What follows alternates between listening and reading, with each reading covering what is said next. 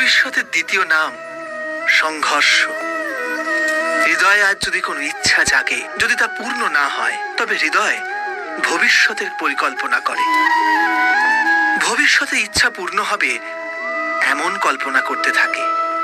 কিন্তু জীবন না লুকিয়ে আছে ভবিষ্যতে, না আছে অতীতে। জীবনের হদিশ তো আছে এই ক্ষণে, অর্থাৎ এই মুহূর্তের অনুভবেই রয়েছে জীবনের অনুভব। কিন্তু আমরা সব জেনে বুঝেও এটুকু সত্য মেনে নিতে পারি না। হয় আমরা পুরনো স্মৃতি দিয়ে নিজেদের ঘিরে বসে থাকি, অথবা আগামী সময়ের জন্য পরিকল্পনা করতে থাকি। আর